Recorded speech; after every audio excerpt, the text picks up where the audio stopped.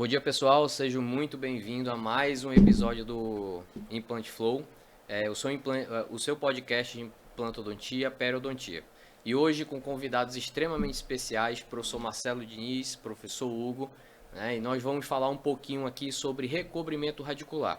Então, se você já atendeu ou não pacientes preocupados com a exposição da raiz dos dentes, esse episódio vai ser extremamente importante para você, né? Então, gostaria que os professores se apresentarem para vocês se conhecerem um pouco, conhecemos um pouquinho, e a partir daí a gente vai começar a perguntar, né? Saber um pouquinho mais sobre o que nós podemos fazer no nosso dia a dia clínico sobre a parte de recobrimento radicular. Professor Marcelo? Bom dia, eu sou Marcelo Diniz Carvalho e trabalho já com a área de periodontia há cerca de 20 anos. Já é minha área mãe dentro da odontologia e me sinto muito à vontade de estar aqui hoje para dividir esse momento com dois amigos, né, além de colegas profissionais, amigos pessoais, então vai ser um momento muito agradável. Com certeza. Professor Hugo? Bom dia, Hélio. Bom dia, dia. Marcelo. Para mim, uma satisfação imensa estar aqui com vocês hoje para a gente falar a respeito desse tema que é tão importante, né, na odontologia. E mais legal ainda para mim, que estou aqui com o Marcelo, colega de longa data, desde 2005, né, trabalhamos de uma certa forma juntos. Fui primeiro aluno do Marcelo, né, para quem não sabe. E é uma satisfação imensa estar aqui com ele hoje, discutindo esse tema. Satisfação imensa também estar aqui com você, Hélio. Obrigado. Descobri agora há pouco, somos atletas, né? Sim, então sim. temos isso em comum e vai ser excelente. O senhor dá aula onde? Eu sou professor da Universidade do Estado do Amazonas e trabalho hoje em clínica particular, né? Como odontólogo, né? Minha formação foi sempre em periodontia. Então, desde 2007, fiz especialização, mestrado, doutorado e hoje trabalho dando aula de periodontia, né? Então, minha formação é nessa área mesmo. Especificamente em pério? Especificamente em periodontia e com implantes desde 2010. Né? Então, já fui professor de especialização, de pós-graduação em implantodontia e hoje estou só dentro do meu consultório particular, né? Trabalhando nessa área de reconstruções ósseas, reconstruções periimplantares, sejam elas de tecido mole ou tecido duro. Ok. Bem, vamos lá. Para vocês que não sabem, nós estamos no episódio 2, né? Nós vamos ter bastante novidades aí para vocês durante o decorrer do tempo. Mas desse episódio 2 nós vamos ter como objetivo explicar para vocês o que é o recobrimento radicular, suas indicações, as diferenças entre recessões unitárias e múltiplas e como nós conseguimos resolver esse tipo de situação, inclusive falando um pouquinho das intercorrências e complicações que nós teremos frente aos nossos pacientes. Então, eu gostaria muito de começar aqui perguntando para o professor Hugo o que é o recobrimento radicular? Bom, o recobrimento radicular é uma técnica cirúrgica que é proposta para tentar reaver aquele tecido que foi perdido em função ou de um trauma de escovação ou de uma inflamação decorrente da doença periodontal. Então, é uma técnica cirúrgica, né, que hoje tem sido amplamente falada, muito em função da implantodontia, mas ainda bem que esses conceitos da periodontia que suportam tudo isso que vem sendo discutido em termos de tecidos moles e as cirurgias de recobrimento radicular vêm nesse sentido, né, de tentar recobrir aquela região da raiz que foi exposta em função de um problema prévio. O senhor falou sobre escovação. Professor Marcelo, o senhor acha que essa é a principal causa ou frente aos pacientes, né, que nós temos hoje, não só paciente, como qualquer pessoa, né? Nós, como dentistas também, nós sofremos retrações, recessões gengivais, mas quais são as principais causas que o senhor acha que poderiam? Hoje, dentro do cotidiano clínico e das pesquisas, a identificação de que o trauma de escovação é um dos fatores principais para levar às recessões é algo já bem consolidado. Existem outros fatores que podem estar associados, né, cofatores, que podem potencializar isso daí. O próprio processo inflamatório, mas dentro de um contexto geral hoje de análise dos pacientes, a maior parte das pessoas vai apresentar algum nível de retração, né? E a causa principal está associada com o erro na forma de realizar a higienização. E como que é esse erro? Ou é com uma escova muito dura, ou é a forma de segurar, né? Ou a forma de executar. Então, de certo modo, isso daí vai refletir diretamente nessa incidência e como um fator principal. Um dos grandes erros, né, é pensar no resolver só operando e esquecer a causa do problema. Então, esse ponto que você levantou é um ponto que é muito importante.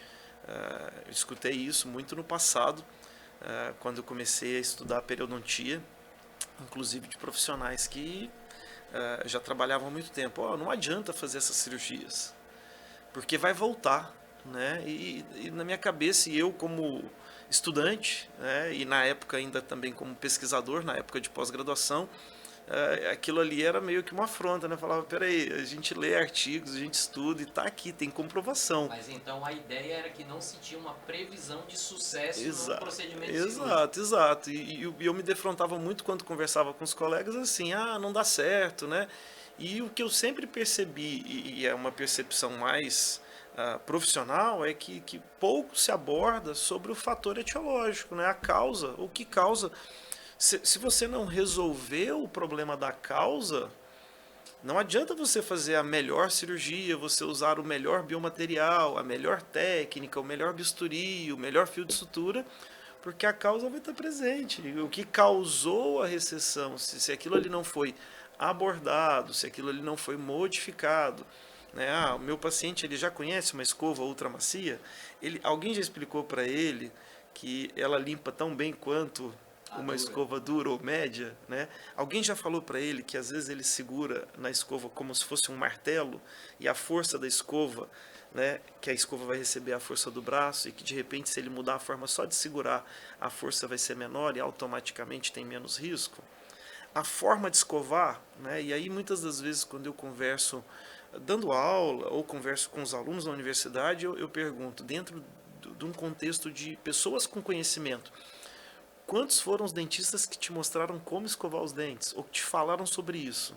Agora imagina a pessoa que vai esporadicamente ao dentista ou que procura o dentista porque meu dente está maior ou eu estou sentindo sensibilidade. Vai lá para tratamento, não vai lá para receber uma orientação. Então a frequência também que o profissional realiza essa orientação é muito baixa. E aí talvez esse descrédito que aconteceu por muito tempo nesses procedimentos também se vincula a isso, né? A falta de entendimento que você tem que tratar o fator etiológico. Se você não trata o fator etiológico, ele está sendo o causador de novo da recidiva, do problema. Então entender que a origem ela está muito associada com o trauma de escovação, faz com que você tenha a percepção que, primeiro, qualquer tratamento ele tem que começar na orientação da correção desse problema. Entendi, mas aí de certa forma, vocês como um periodontista, quando o paciente chega e fala, eu já uso uma escova ultra macia, vocês já eliminam a ideia de trauma de escovação? Não, na verdade não.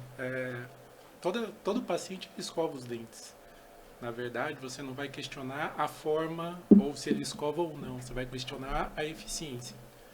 Então, existem formas de escovar os dentes que são benéficas, existem formas que são deletérias. Muitas vezes, os pacientes eles transferem toda a ansiedade e o estresse da vida deles para aqueles momentos da higienização oral. E aí eu vou até mudar um pouquinho o conceito, vou falar escovação. Que a escovação parte do princípio que você vai pôr força e vai ter que esfregar uma superfície até ela ficar lisa. E não é esse o objetivo da higiene oral. Uhum. E muitas vezes o paciente até coloca, né? Eu escovo com escova dura, porque a escova dura limpa mais. Limpa melhor. E aí eu faço até uma provocação para eles. Olha, se eu tiver que varrer um chão, o que vai limpar mais? Uma palha de aço, que é dura, que é rígida, ou um pelo de marta? Uhum. E eles falam, não, quanto mais macio, melhor, mais vai limpar. Então, por que não fazer isso com seus dentes? Isso. Né? Então, quando você traz essa ilustração para o paciente em um mundo que ele de fato conhece e enxerga a diferença, ele vai passar a pensar, poxa, então não é a escova dura, é a escova macia.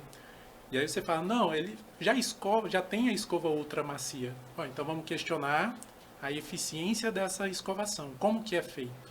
Porque, como o Marcelo falou, você pode pegar a escova como se fosse um martelo. Sim. E ela ser ultra macia e ainda assim você vai acabar com uma escova em um mês. Sim. Né? Então, essa força excessiva, ela vai ser mostrada na sua escova de dentes. Né? Então, se está abrindo ali a cerda da escova com um mês, tá errado. Tem alguma coisa errada. Eu pergunto para o paciente, você troca com que frequência? Ele, doutor, eu tenho que trocar todo mês, porque ela fica espanada. Isso. Aí pronto. E até uma outra característica, que é importante falar. Quando você tá verificando e diagnosticando a retração gengival, muitas vezes você vai se deparar com pacientes que escovam os dentes muitas vezes ao dia. 3, 4, 5 vezes ao dia. Que nem sempre é eficiente também, né? Ou aí que tá, né? Você não precisa de escovar os dentes 3, 4, 5 vezes ao dia. Você precisa de eficiência. Ok. Então, se você consegue higienizar 2 vezes ao dia, 3 vezes ao dia com eficiência, isso é melhor do que 5 vezes ao dia, né? Com muita força. Porque também fala, escovo 5 vezes ao dia. Quanto tempo demora em cada hábito de higiene? 1 minuto, 30 segundos, né? Eu tô com pressa, eu vou ali, melhor não fazer, né? Até porque um dos problemas funcionais que existem associados à retração gengival é a hipersensibilidade dentinária. Quanto mais o paciente escova, mais hipersensibilidade ele vai ter. Que é uma das causas que faz o paciente procurar o dentista para poder resolver o problema, né? Exatamente. Então, esse assunto de escova, possivelmente a gente pode deixar para daqui a pouquinho, porque é um assunto que vai longe. Então, a gente pode repassar para os nossos espectadores o seguinte: qual a melhor escova? A elétrica funciona também? Quais são as suas indicações ou não funciona? O Waterpik, que muita gente utiliza, principalmente quem tem implante dentário, prótese fixa, etc. Né? Assim como também o uso do fio dental. Aí, o fio dental gera a recessão gengival? Ou não? Aí, papila? Como é que funciona? Tudo que você vai usar de uma forma errada vai trazer uma consequência ruim. Okay. Tudo traz consequência, né? Na verdade, ela pode ser boa ou ruim.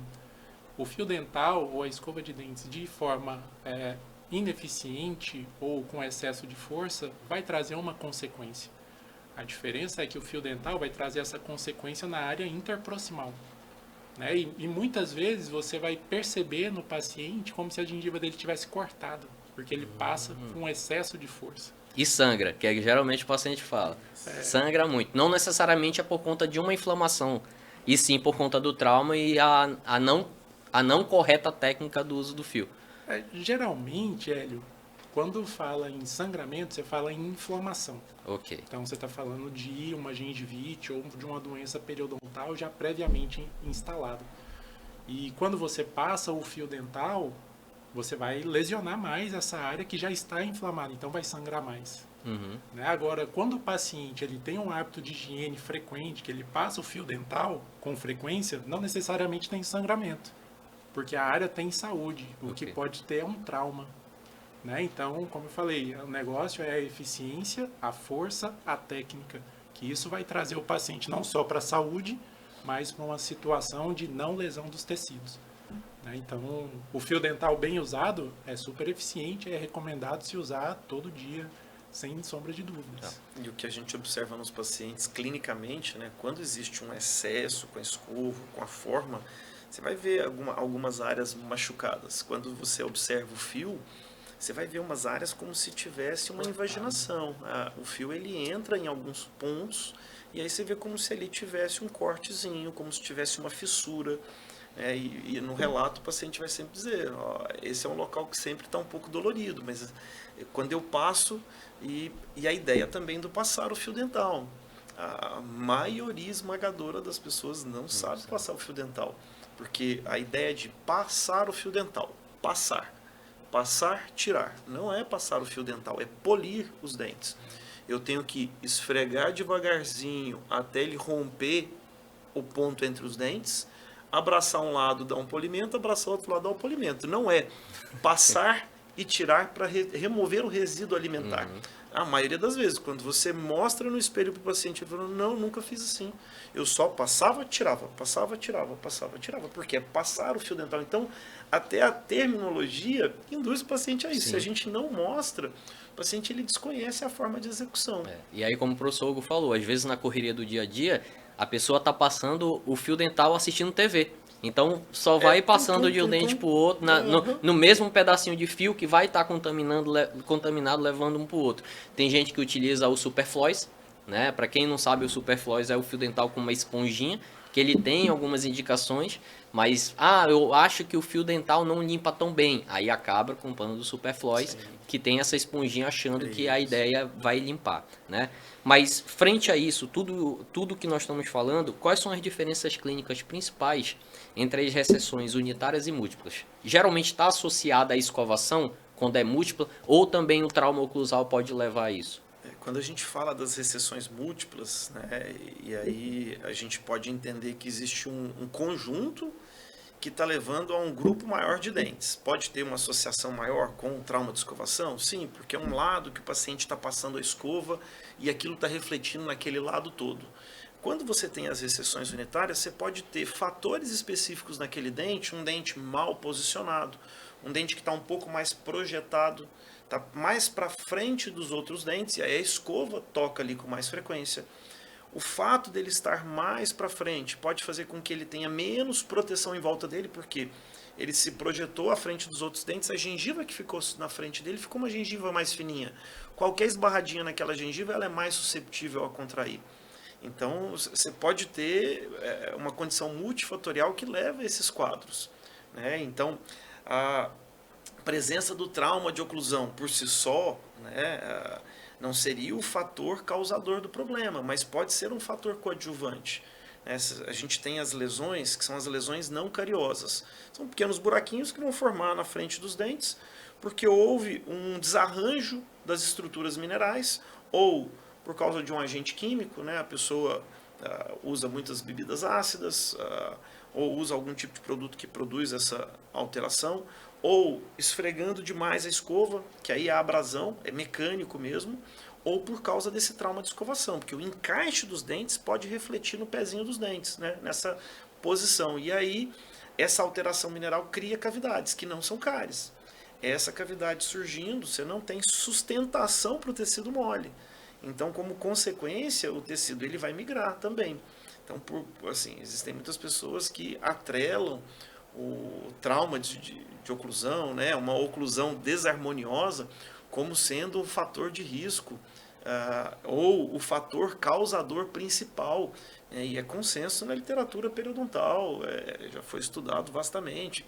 Ele pode ser entendido como um fator coadjuvante, mas ele não é um fator causal, porque se for um fator causal, todo dente que tiver esse trauma sobre ele tem que apresentar retração gengival, e não é isso que a gente observa, né? Então, quando a gente detecta esses problemas, é claro, o dente está fora da posição, o ideal é colocar o dente na posição melhor possível.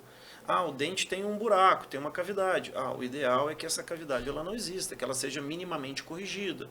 Então, todos esses fatores que podem influenciar, eles têm que ser abordados também. O meu paciente não escova bem, ou usa uma escova muito dura. Eu tenho que abordar. Então, por isso que não é uma coisa meio mágica. Tem uma retração aqui, vamos fazer uma cirurgia, vamos tirar um pedaço de gengiva de outro lugar, transplantar para cá, e ótimo. Problema resolvido. A literatura mostra que isso daí vai ficar super bacana. Minha experiência clínica me mostra isso. Não, eu não tirei os outros fatores, é só uma questão de tempo. Vai voltar. E eu vou perder o meu procedimento e vou tirar o crédito de um procedimento que tem sua previsibilidade quando bem indicado, quando bem aplicado. Entendi. Deixa eu só complementar, Hélio, o que o Marcelo colocou.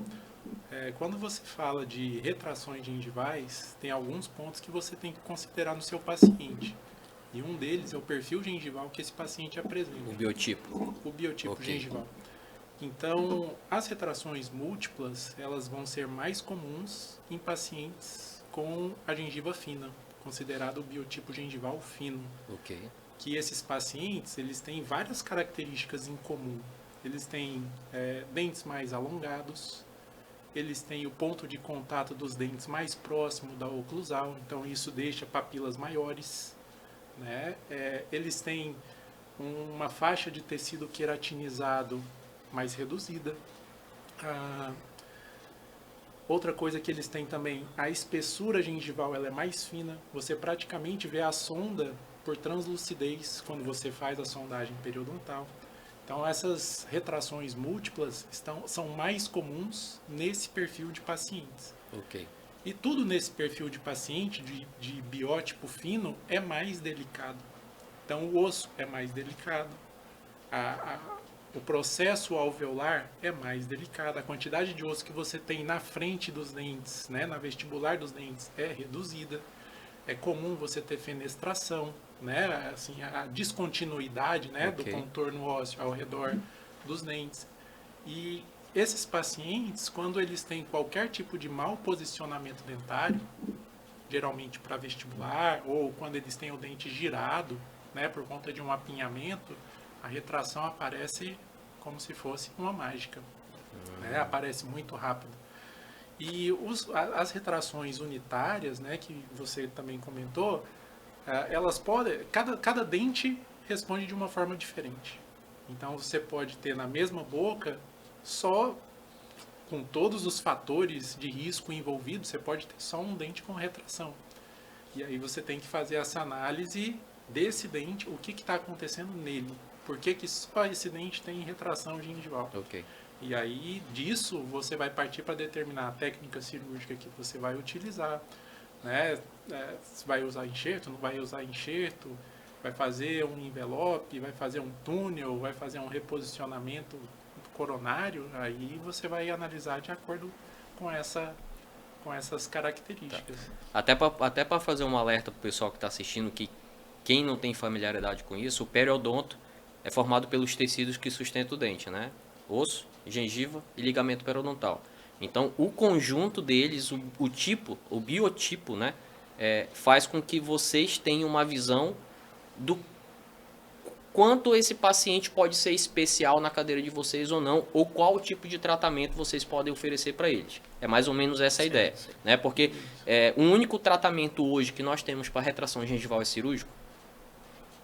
Qual é a visão de vocês? Para correção, se você for entender que ela precisa ser corrigida, porque assim, essa é uma outra ideia que tem que ser discutida. A escovação de baixo para cima não vai fazer a gengiva crescer, não? Cresce, gengiva, não faz não isso?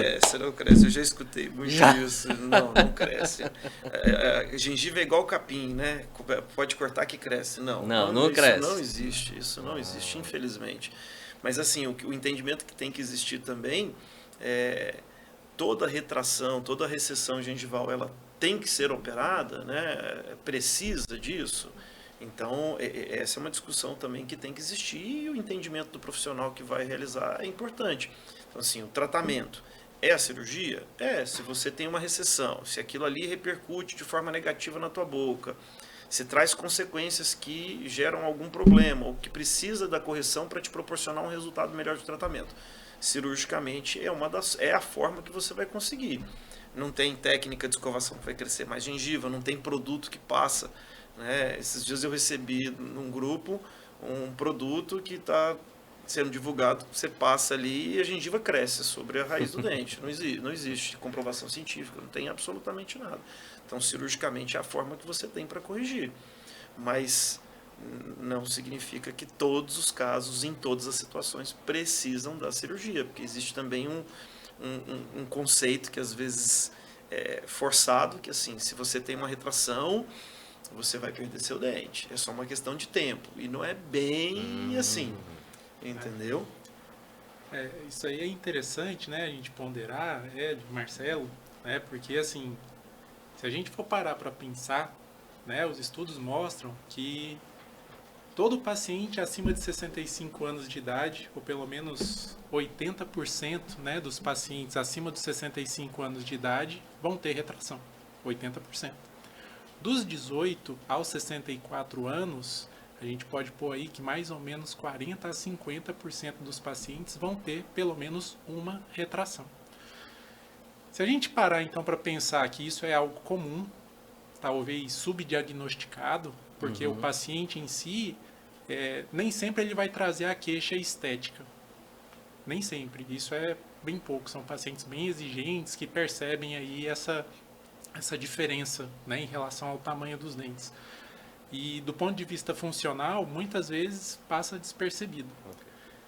Então, cai nisso que o Marcelo falou. Fala, pô, todo mundo eu tenho que operar? Não Só necessariamente. o fato de você estabilizar, dependendo, pode ser considerado sucesso. Isso, você precisa de acompanhamento. Então, até quando chegam pacientes para mim hoje com esse perfil de retração gengival, eu não falo, vamos operar. Eu falo, vamos acompanhar, vamos fazer 1, 2, 3, 4 sessões de manutenção. E aí sim, nós vamos falar de cirurgia. E aí sim, nós vamos falar de recobrimento radicular. Até porque, como o Marcelo falou, eu tenho que tratar a causa. Entender como aquilo foi formado. Porque não adianta só eu chegar no primeiro momento e tratar a consequência. Se a causa permanecer, cai naquilo que todo mundo fala, mas não adianta, vai voltar o problema. E não é isso que os estudos mostram, né? Quando você compara lados tratados cirurgicamente daqueles não tratados, o que foi tratado ele tem bastante estabilidade ao longo do tempo. Ok. 5 anos, por exemplo. Praticamente se mantém como você deixou pós-cirúrgico. Os que não foram tratados têm uma tendência de aumento. Cerca de 1 milímetro, 2 milímetros e pouquíssimos casos 3 milímetros a mais do que aquilo que você tinha avaliado 5 anos atrás. Só que isso nós estamos falando de pacientes com bom padrão de higienização. Ok. E pacientes que retornam nos consultórios para fazer acompanhamento. De quanto em quanto tempo? Isso é uma discussão que vai... que na verdade depende muito, né, do perfil do paciente. O retorno do paciente depende do risco dele. Entendi. Tem pacientes hoje que voltam no meu consultório de 10 em 10 meses. Tem pacientes que voltam de 3 em 3. São riscos completamente diferentes. Ok. Né? Então, o que eu preciso nesse quesito, né, em termos de manutenção, é avaliar risco. Risco de desenvolvimento de inflamação. Quanto mais o paciente higieniza, passa o fio dental e consegue manter nível de sangramento baixo, mais tempo ele pode ficar sem ir ao consultório. Tá. E essa manutenção é realizada com sondagem periodontal? Não. Todo paciente ele deve passar por sondagens, na minha opinião. Ok. Tá? Que não é a realidade hoje, né? Infelizmente. Então, se você me pergunta assim, Hugo, toda vez que o seu paciente vai lá no seu consultório, você sonda? Depende. Depende do perfil do paciente. Tem Entendi. pacientes que eu vou sondar uma vez a cada 2 anos. Porque eu sei que ele é um perfil de saúde. Não adianta, eu não vou ter um benefício adicional em todo ano chegar lá e sondar e ver que está 2 milímetros sem sangramento. Isso não traz uma resposta adicional pro paciente. E eu consigo avaliar o risco dele no momento da manutenção. Quanto de placa tem, quanto de biofilme tem, né? Quanto de sangramento aquilo ali está sendo traduzido, que eu avalio o risco dessa forma, muito mais do que pela sondagem propriamente dita. Agora, tem pacientes com histórico de doença periodontal que eu preciso sondar. Eu preciso checar a cada 3 meses, a cada 6 meses, se aquela bolsa está sendo mantida estável. Porque a estabilidade é um ótimo resultado para a gente. Bolsa, mais de 4 milímetros. É que aí é um perfil de São paciente perfis diferente. né? ok. Completamente diferente. O perfil do paciente com recessão gengival é o perfil do paciente que geralmente higieniza muito bem. É o paciente que ele não tem a doença periodontal inflamatória como base para toda aquela circunstância que levou ele a procurar o tratamento. Então, o paciente da recessão gengival, o acompanhamento ele vai ser mais com foto, medição das recessões, eu não vou precisar ficar sondando. Agora, o meu paciente com perfil inflamatório de doença inflamatória, cálculo, bolsas periodontais, aí esse é o paciente que ele exige mais o acompanhamento com as sondagens para monitorar aqueles sítios inflamados. Então, nesse perfil, aí a frequência de sondagem ela pode ser maior, com o objetivo de monitorar a doença inflamatória. Né? Mas no caso das recessões não, porque é visual. Aí a foto e a medição da extensão da recessão, elas vão te trazer uma informação muito mais relevante, que aí 2, 3 vezes, acompanhamento de 2 anos, esse paciente teve uma recessão que aumentou aqui 1 milímetro. Ok, esse é um paciente que ele merece um procedimento, porque a gente precisa parar isso daí, ela não pode sair progredindo e a gente só observar também. Então, independente se o paciente relata a sensibilidade ou não, há a possibilidade da indicação do procedimento cirúrgico, Sim, independente se ele está reclamando ou não. Mas vocês, como profissional, falam, não, eu vou manter a saúde periodontal dele com uma previsão a longo prazo, então eu vou indicar o procedimento cirúrgico. Também Sim, aí... é porque a recessão por si só, ela não causa a sensibilidade, ela não está 100% atrelada, ela pode estar associada. E aí é outro ponto também, eu não posso indicar a cirurgia de recobrimento como promessa de eliminar a sensibilidade, porque a sensibilidade é a superfície de raiz que está exposta. Mas o paciente acha que a partir do momento que cobrir vai parar tudo. Eu posso diminuir, porque a partir do momento que eu diminuir a exposição de uma superfície que é sensível, se eu deixei 10% dela só exposta, eu diminuí de 100 para 10%. Ok. Mas dizer que eu vou eliminar a sensibilidade, eu parto da premissa que o meu procedimento cirúrgico ele tem que cobrir 100% de tudo aquilo que está exposto. E às vezes não é tão previsível assim. Eu posso ter uma certa previsibilidade com muitas situações, mas eu não posso garantir isso para todas as situações. Então, quando a gente fala da sensibilidade, aí é uma outra seara também. Eu posso melhorar o teu contexto, pode ser que eu venha diminuir a tua sensibilidade, mas pode persistir alguma coisa ainda. E aí a sensibilidade a gente vai para uma outra discussão, né? Porque aí tem N fatores que vão causar sensibilidade. A indicação da cirurgia, ela vai ser por motivos funcionais ou estéticos. Né? Quando a gente fala de hipersensibilidade, é a questão de função. Aquela dor aguda, né, momentânea, que acontece porque o paciente está tomando um líquido gelado, ou um líquido quente, ou tomando um sorvete, um açaí, né, aqui. Então, essa dor aguda, a cirurgia, não é o propósito da cirurgia melhorar isso. Até porque quando a gente fala de recobrimento radicular, você tem ali na retração gengival a situação das lesões que não são cárie, mas que promovem o desgaste dos dentes, como o Marcelo falou anteriormente. E geralmente esse desgaste ele não está só confinado à raiz, ele está confinado também ao esmalte. Então a retração é muito comum, ela está envolvida por essas lesões que não são cárie e que acabam desgastando também, perdendo a junção cemento-esmalte. E aí até quando a gente fala nessas lesões em si, elas trazem para a gente uma dificuldade do diagnóstico. Então você vai às vezes fazer um recobrimento em uma situação que tem a perda da junção cemento-esmalte, você não sabe até onde, o que é raiz, o que é esmalte, até onde você vai recobrir, até onde você não vai. Então você precisa de tentar recuperar a parte do esmalte com a restauração. E a parte que é de raiz com cirurgia. E não raro, né, quando você faz um recobrimento, nem sempre você vai ter 100% do recobrimento da raiz. Você pode ter uma margenzinha que fica exposta, como o Marcelo também falou. E você pode, depois da cirurgia, associar procedimentos restauradores.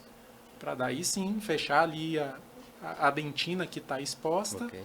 E isso tentar minimizar ainda mais a hipersensibilidade do paciente. Auxiliar nesse tratamento mais completo. Isso, né? O tratamento ele tem que olhar outras especialidades também, não só periodontia. Né? Então tem a parte restauradora que ela precisa também ser médico dentista. Isso. Legal.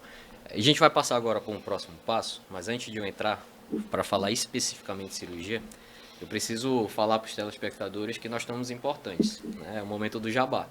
Né? Graças a Deus, hoje nós conseguimos parcerias e patrocinadores para poder fazer com que esses episódios, de certa forma, possam acontecer da melhor forma, tanto para a gente, quanto para os nossos convidados, quanto para os nossos telespectadores. Então, eu preciso falar e vou deixar na descrição abaixo alguns cupons de desconto.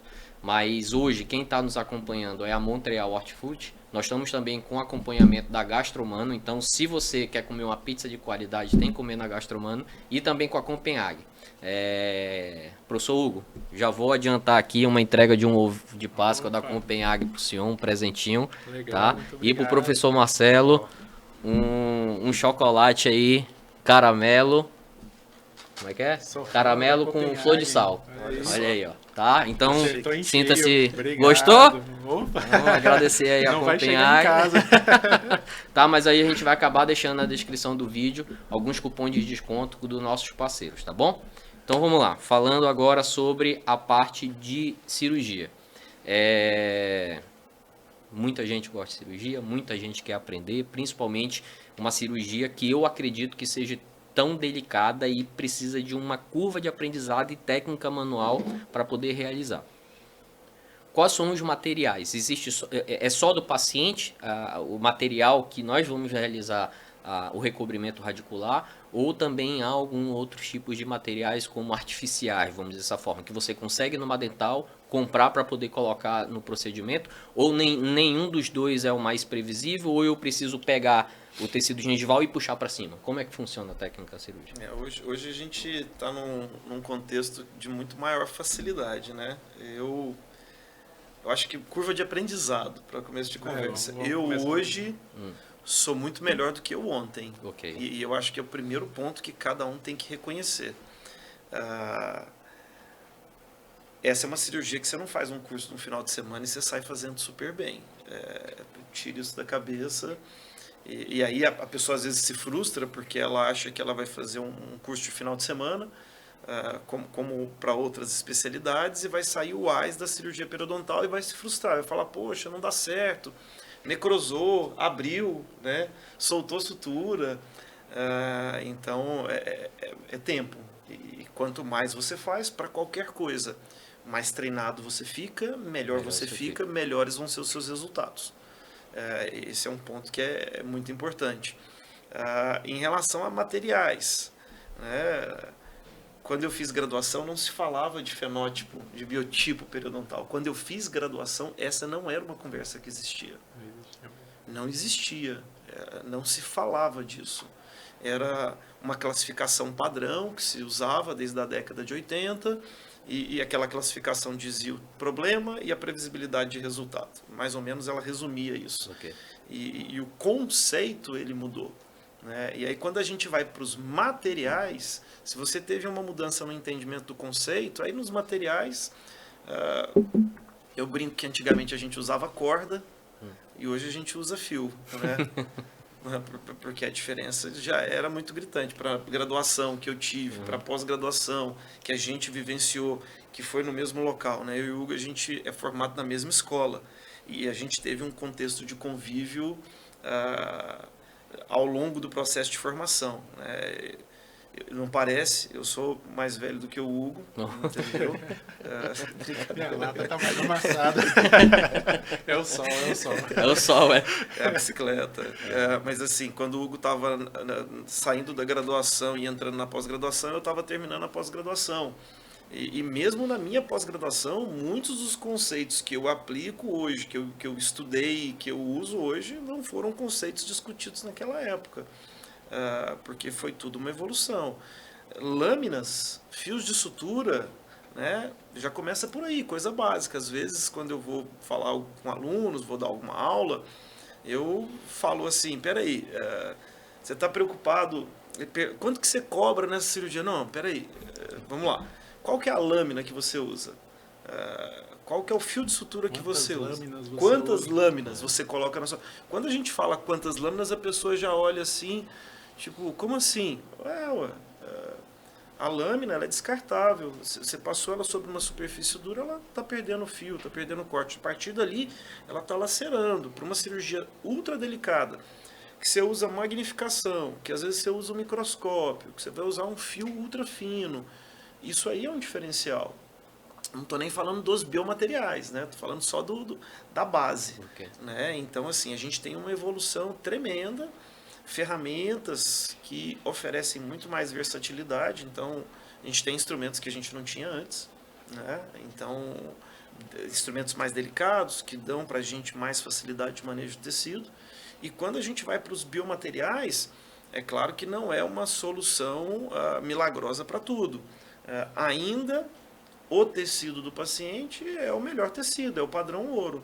Né? Então, se o meu paciente ele tem uma demanda cirúrgica que eu preciso complementar com um tecido, eu preciso tirar da boca dele esse tecido para colocar naquela região, o tecido do paciente ainda é o padrão ouro. Ok.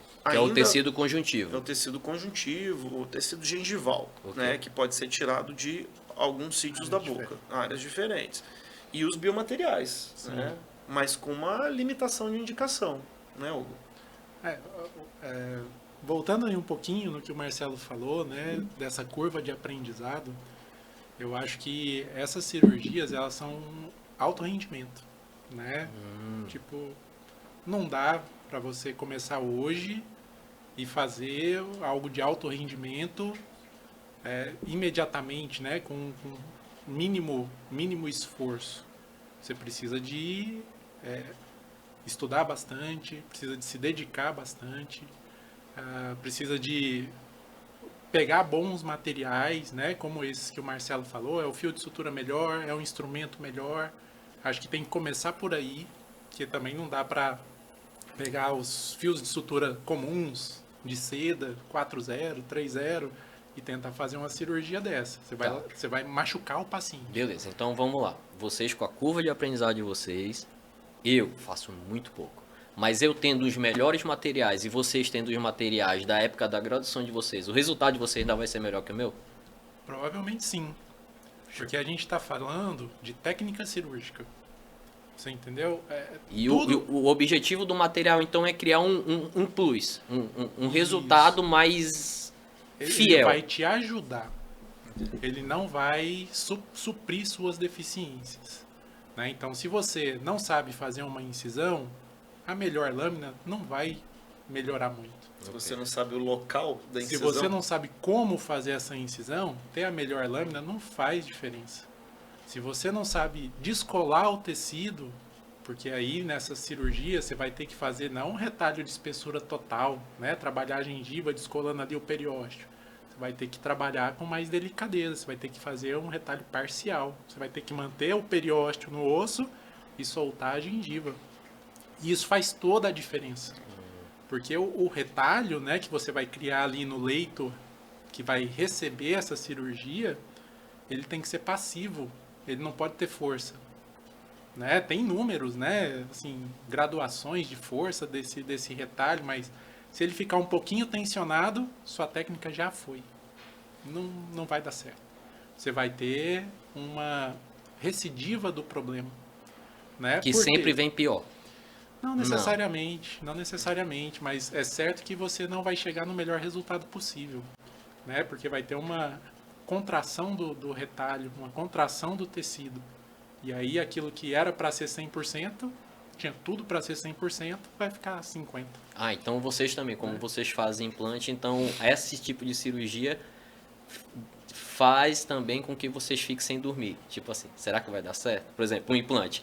Ah, o implante pegou 25 newtons. Vou dormir hoje? Não vou. Será que eu poderia ter feito diferente? Nesse tipo de cirurgia também acontece? Eu acho que sempre pode melhorar. Né? Isso é o Hugo dizendo, é como eu me cobro. Eu posso fazer melhor do que eu fiz hoje. Entendi. Eu posso oferecer para o meu paciente mais do que eu consegui oferecer hoje. Por quê? Porque eu vou ser uma versão melhor de mim. Eu vou observar aquilo que não deu certo e vou tentar corrigir para a próxima. Né? Então, você me pergunta, Hugo, qual que é a sua melhor cirurgia? Eu falo, a próxima, com certeza. Porque eu vou fazer melhor. Eu vou conseguir entregar mais do que eu entreguei. Mas isso é o Hugo, né? Eu sou assim, né?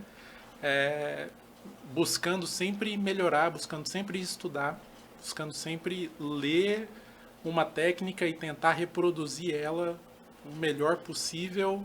E se não foi melhor possível, eu vou tentar de novo para fazer melhor. Mas isso o senhor cria um banco, o senhor tem fotografia, essas coisas para sempre ficar analisando e tendo, de certa forma, não só mentalmente, mas como com alguns arquivos ou imagens, a evolução também do que poderia melhorar. É muito legal quando você faz a documentação desses casos. Que aí você vai vendo os seus resultados, vai acompanhando em longo prazo, né? Em longo prazo, que de 2 anos, 3 anos, Ok. 5 anos, se puder, 20 anos, né? Para daí você ir amadurecendo aquilo que não foi bom naquele momento.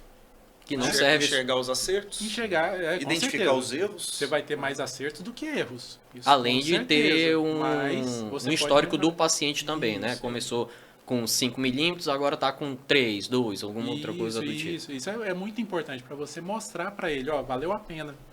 Ou às vezes até para discutir, falar, olha, aqui eu não tive o resultado que eu queria. Me permita fazer de novo. E às vezes o recobrimento, dependendo do problema que o paciente tem, não é o objetivo primário da tua cirurgia também. Né? O paciente, às vezes, ele tem a retração, é um problema do ponto de vista funcional, porque ele não consegue higienizar bem, e ele não tem tecido firme em volta desse dente. Ele não tem tecido queratinizado. Então, para ele, é um desafio limpar. Ele sempre volta na manutenção com aquela área inflamada, às vezes com um pouquinho de secreção, sempre com resíduo, com cálculo, e aí assim, ele não consegue higienizar bem. E aí se você coloca na cabeça, de repente é um paciente que já perdeu estruturas ósseas adjacentes, então ele tem um contexto de problema que inviabiliza que você entregue para ele 100% de recobrimento. Você não vai conseguir 100% de resultado. É um entendimento já por causa do contexto do defeito. A classificação A classificação do problema. Você tem uma classificação, essa classificação vai dizer, ó, esse problema é um problema que está caracterizado por isso, isso, e por esses motivos você não vai ter 100% de resultado. Independente da técnica, independente de você tirar 1 quilo de gengiva de algum lugar, né, independente de você cobrir o dente inteiro, amarrar ele todo com um fio de sutura maravilhoso, não interessa. Mas você modificar aquele tipo de gengiva já é um resultado.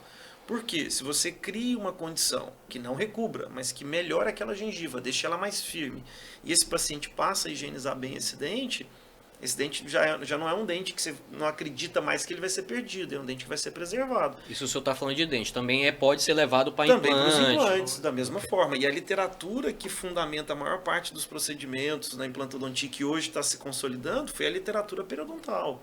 No começo da implantodontia, os artigos que a gente usava como referência, as técnicas, tudo veio da periodontia. Então, a forma dos retalhos, as incisões, os desenhos e a forma de aplicação na periodontia, ela foi só transposta para a implantodontia com os entendimentos anatômicos, estruturais, né? Você tem um implante, um parafuso, que é áspero, então, às vezes você precisa de procedimentos complementares, mas tecnicamente você transpõe essas técnicas, né? E tem resultados de certa forma semelhante, respeitando esses preceitos. Então, assim, o não recobrir por si só não significa o fracasso, porque depende do teu objetivo, né? Então, eu já tive pacientes que a conversa inicial foi, olha, não vamos conseguir recobrir, mas eu consigo te entregar uma condição que o teu dente não vai ser perdido, porque do jeito que está, é só uma questão de tempo até você perder ele. O problema não é só perder aquele dente. Se existe uma inflamação naquela região, se está havendo perda óssea, ele não existe ali sozinho, tem dentes do lado. Esse problema, às vezes, ele pode se propagar e pode criar danos nos dentes vizinhos. Então, antes que esse dano evolua, a intervenção cirúrgica ela pode servir como uma barreira, um bloqueio para que o processo evolua naturalmente e você só fique assistindo.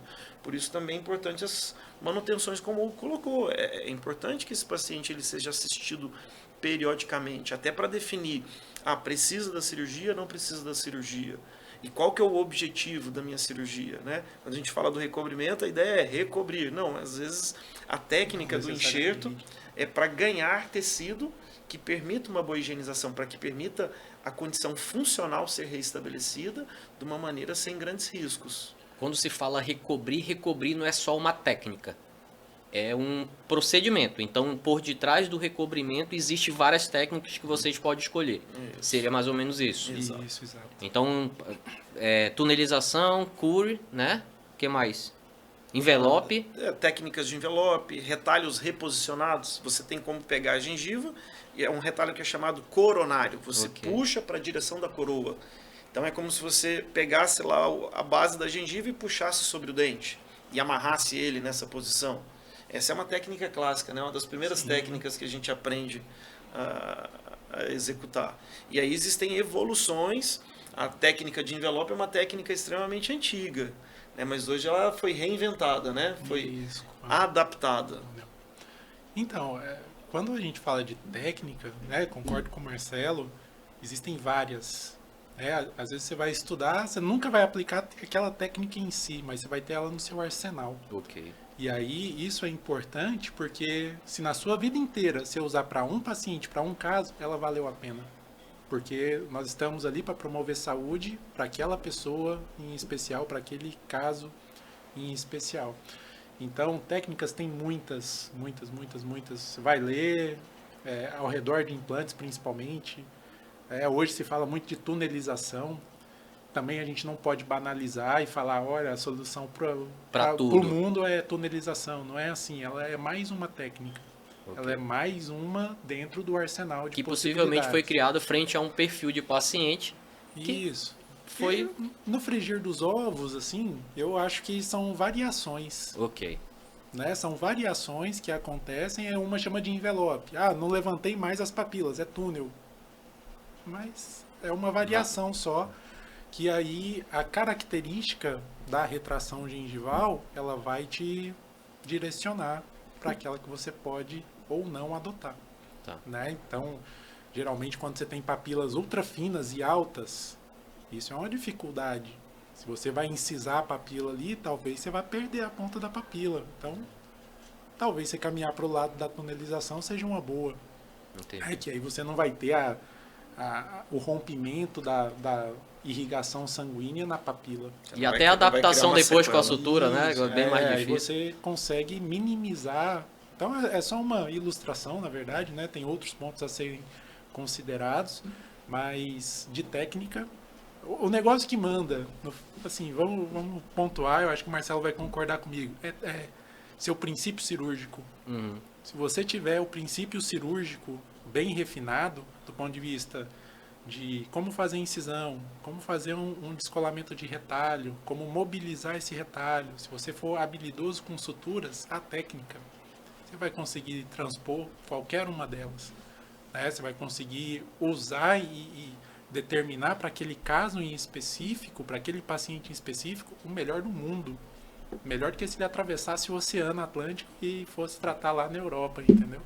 E o lance do treinamento também, né? Porque assim, às vezes a gente fala das técnicas e tem esse lance do tunelização, né? A técnica de envelope tá mais na moda, né? Tá bem difundida. E aí eu, por exemplo, eu fui treinado a fazer técnicas de retalhos coronários. E eu fiz a minha vida inteira isso. Então, essa ferramenta na minha mão, assim, eu faço tudo com ela. E aí eu tenho resultados maravilhosos. Aí às vezes eu vou tentar me reinventar, mas se eu tenho habilidade, eu consigo usar a técnica do túnel, a técnica do envelope e ter uma previsibilidade dentro da indicação dela. E aí, de novo, é o treinamento. E você vai ter a curva de aprendizado. Exatamente. ou às vezes eu vou me frustrar e falar assim, não, bicho, minha vida inteira eu fiz coronário e deu certo. Eu fui fazer uma técnica de túnel, nossa, deu uma necrose, perdi, aconteceu isso, aconteceu aquilo, não tive o resultado que eu esperava. Mas eu trabalhei a minha vida inteira fazendo daquele jeito. É igual o cara que vai lá tirar o açaí, amarra aquela cordinha no pé e aí você vai dar pra ele um andaime. Eu falo, não, cara, com a cordinha, eu fiz a minha vida inteira com a cordinha que eu vou subir lá amarrada no meu pé, e ele faz aquilo muito mais rápido e dá certo e funciona. E ok, então aquela é a ferramenta que ele usou e que ele foi treinado. Né? Se eu desenvolvo as minhas habilidades, se eu passo por um treinamento, independente da técnica que eu vou usar, se eu usei ela bem indicada dentro do meu treinamento, eu vou conseguir um resultado minimamente positivo. Né? Às vezes, o que pode acontecer é, pela falta de treinamento, eu me frustrar. E aí, às vezes, a gente vê muito o profissional falar, mas a técnica tal não dá certo. Né? Não, é porque você não teve o treinamento. E vai de novo, a habilidade. É o desenvolvimento da capacidade da pessoa em executar aqueles procedimentos. E aí a gente vai falar de procedimento besta. Incisar, descolar, suturar. Porque, mais ou menos, essas cirurgias de recobrimento, elas se resumem a 3 atos principais. É como você incisa, onde você incisa, Porque até o local da incisão, se você escolheu mal escolhido, aquilo ali pode representar o fracasso da sua cirurgia. A forma como você escolhe os instrumentos que você usa para isso e a sutura, a ancoragem que você vai fazer. Não adianta você usar o melhor fio do mundo, amarrar com uma mega força, necrosar todo o tecido e perder tudo. Você sabe uma coisa também, Marcelo, que me perguntam muito, né? Fala, poxa, qual que é a técnica de tirar o enxerto melhor? Cara, qual que funciona para você? Qual que você se sente confortável? Porque também não é para você perder o sono. Fala, nossa, amanhã eu vou fazer um enxerto de tecido conjuntivo. Meu Deus do céu, como é que eu vou abordar o palato? Como é que eu vou abordar? De onde eu vou tirar? Não é para ser assim. Entendi. Né? Quando a gente ensina, você ensina várias possibilidades de abordagem. Né? Tem gente que faz uma incisão no palato e consegue tirar um enxerto. Ótimo, fenomenal. Tem gente que faz 2 incisões, tem que fazer tipo um L. Tem gente que abre um alçapão com 3 incisões e rebate. Tem gente que tira um enxerto inteiro epitelizado e desepiteliza. Fala, tá bom, cara, tá tudo certo. Com certeza. Né? A gente entra nessa discussão também e fala, pô, o que dá certo pra você? Como que você... Exatamente. Tem gente que bem. prefere temperar Tem- com uma tem- coisa e tem Isso. gente que prefere temperar a comida com outra. Tem colegas que Exato. gostam de tirar o epitélio lá na boca, no local. Pega Sim. uma broquinha e passa lá. Ok, se você se sente confiável, confortável e você faz bem assim, que seja assim. Vai embora. Desde que você tire o tecido na forma como você precisa. Ah, você usa qual enxerto? Não, depende do caso que eu vou fazer. Ah, eu vou fazer recessões múltiplas. Você usa da tuberosidade? Ué, peraí. Tem tamanho na tuberosidade para eu fazer recessões múltiplas? Eu vou fazer 6 dentes, 8 dentes de uma vez, hipoteticamente. É muito pouco provável de eu conseguir tirar da tuberosidade, a não ser que seja um paciente desdentado e tenha uma tuberosidade gigante. Ah, você vai tirar do palato. Como que você vai tirar? Você vai tirar os 2 lados? Você vai tirar um enxerto mais largo e dividir ele ao meio? Então é um conjunto de escolhas que é mais do desenvolvimento pessoal, né? E assim, você não vai encontrar na literatura, vai ser melhor isso daqui. Você tem aí uma distinção para tuberosidade hoje. Característica do tecido. Característica do tecido. Você tem um tecido mais fibroso na tuberosidade. E dependendo do tecido que você tira no palato, se você não tiver o cuidado, ele vem com muita gordura, muito tecido adiposo. E se você deixa esse tecido adiposo, isso daí pode ser inclusive prejudicial. Às vezes você, no ímpeto de deixar, eu vou deixar muita gengiva, muito volume, eu enfio todo aquele bolo com um monte de tecido adiposo e a revascularização, a entrada dos canais sanguíneos para nutrir Esse aquele enxerto vai ser impedido. É. E aí isso é prejuízo, entendeu? Vamos lá. Até por conta do tempo, vamos já meio que encerrando, mas eu preciso fazer uma pergunta para vocês. A resposta vai vir da cadeira de vocês. Frente aos procedimentos, né, periodontais, recobrimento, cirúrgico, enfim. Quais são as maiores complicações que vocês têm na cadeira de vocês? Necrose? Com certeza, né? Todo procedimento, quando você faz ele, por mais bem indicado que seja, você depende da revascularização do enxerto. E essa revascularização depende da biologia do paciente.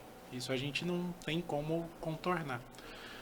Então a necrose ela é frequente, não frequente, fala, poxa, nos últimos 10 anos que você fez, quantos necrosaram? Fala, Não é assim, né, frequente, mas acontece. Eu preciso, na conversa com o paciente, explicar que isso pode acontecer. E que se acontecer, ok, eu tô lá para ajudar. Eu tô lá do lado dele para contornar a situação da melhor forma possível para que corra tudo bem no final. No máximo, eu vou refazer. E tá tudo certo, tá tudo bem. Existe uma espera para refazer?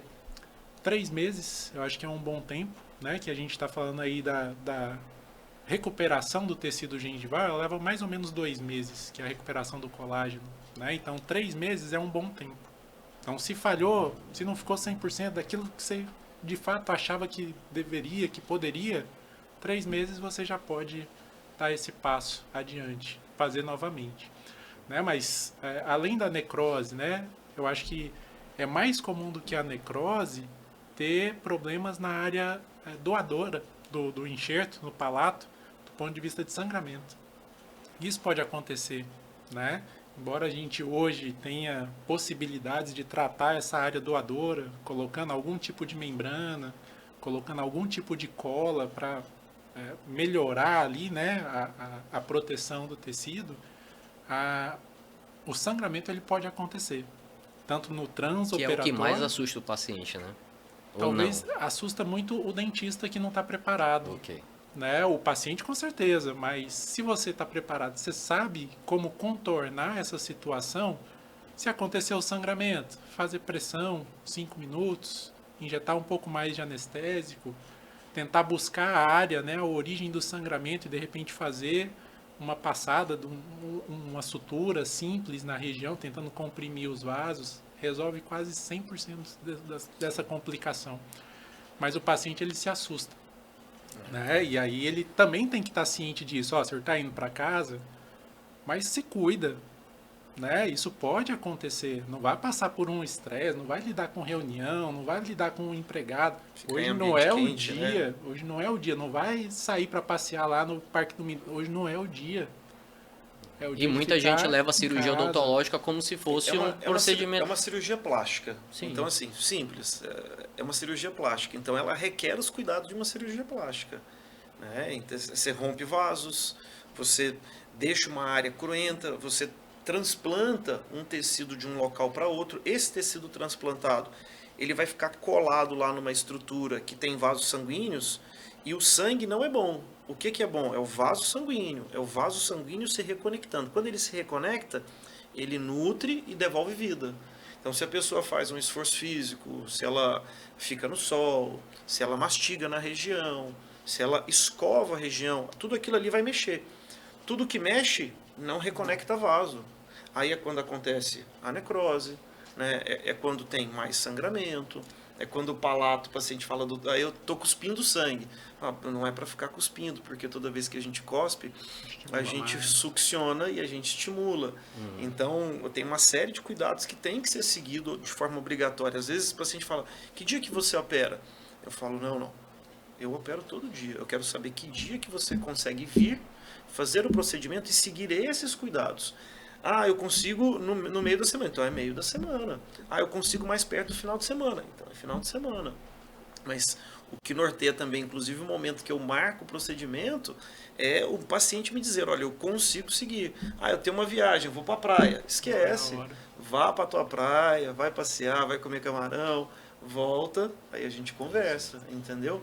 Eu tenho uma trilha para fazer, né? É uma prova, né? Eu tenho uma prova de bike, eu vou correr, triatlo, esquece, vai fazer isso daí e depois a gente conversa, porque você vai levar um risco. É uma cirurgia letiva, né? Exato. Você pode marcar o momento dela acontecer e também essas complicações, elas decorrem muitas vezes porque o paciente se sente tão bem no pós-operatório que a expectativa de dor, de desconforto é baixa. Tipo, de 0 a 10. 0 é nada, 10 é um absurdo. Vai ficar 0, 1, 2.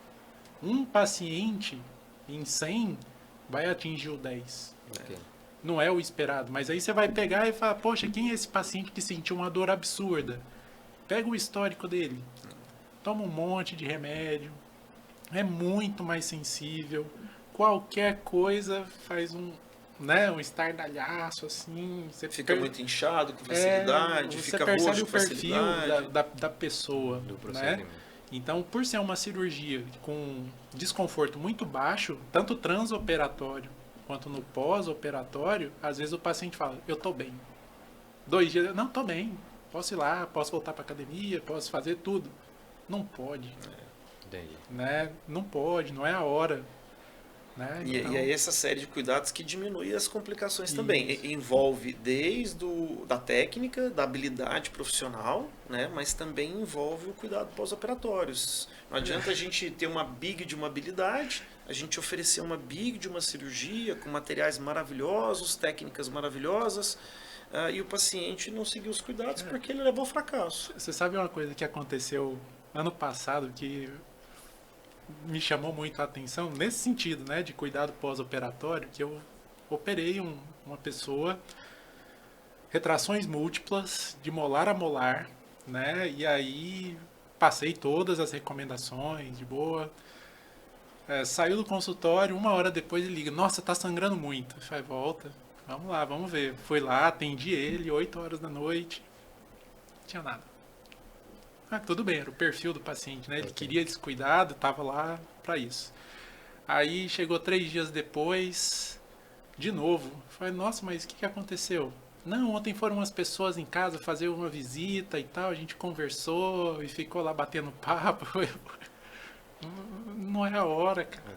Deixa pra fazer visita daqui 15 dias, né? Você tá operado, né? Se fosse sua perna, tava engessada, você não ia pôr o pé no chão. Sim.